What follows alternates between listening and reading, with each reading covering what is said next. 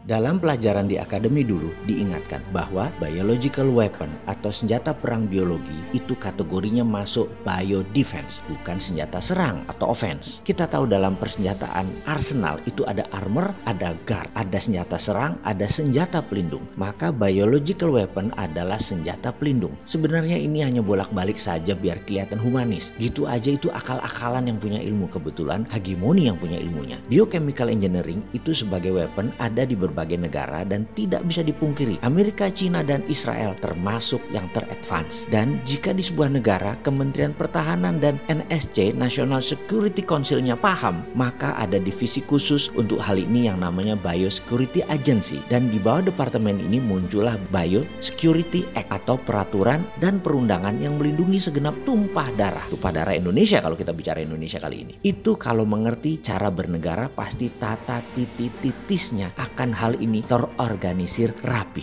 BNPB misalnya adalah operatornya, bukan regulatornya. Kemudian dalam hal senjata biologi ini, maka sistem penunjang berikutnya adalah health systemnya. Apa itu health systemnya? Health system itu mencakup 1. Teknologi kedokteran, 2. Tenaga ahli medis, 3. Public health policy plus penanganan wabah dan bencana, 4. Informasional transparansi, kejujuran, keterbukaan data, dan terakhir nomor 5 adalah international corporation. Dalam hal international corporation ada lagi syaratnya, harus bisa multilateral, jangan bilateral. Bilateral cenderung bisa disalahartikan karena bisa merupakan akomodir kepentingan segelintir atau sekelompok kepentingan. Kalau multilateral gak bisa oligarki bermain. Corona COVID-19 ada yang mengatakan tidak lethal atau tidak mematikan. Sampai-sampai pejabat negara juga mengatakan hal itu. Namun ini menimbulkan pertanyaan banyak orang. Tidak mematikan itu jika public health systemnya bagus. Itu data saat ini dari kejadian di banyak negara. Tetapi seperti di Iran dan Italia itu bergelimpangan korban kasualtisnya. Kalau Indonesia 5 hal health systemnya di atas tadi, bagaimana statusnya? Kembali ke COVID-19,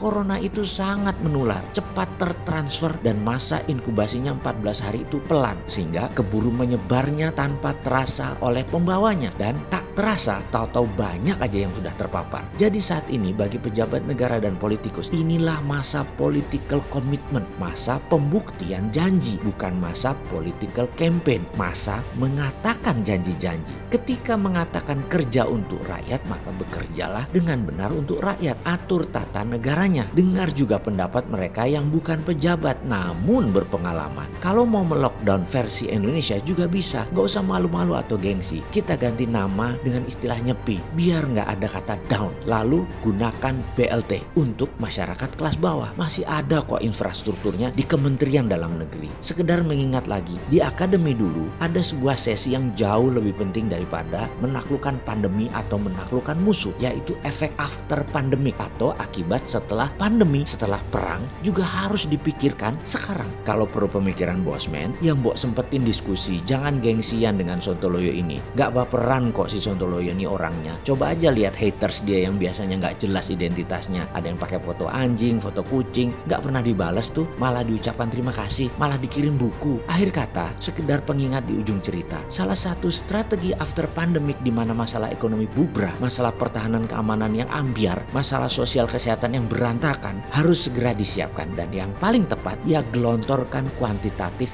easing pakai MMT, printing money. Si Sontoloyo ini tetap aja keras kepala menganggap idenya printing money adalah solusi.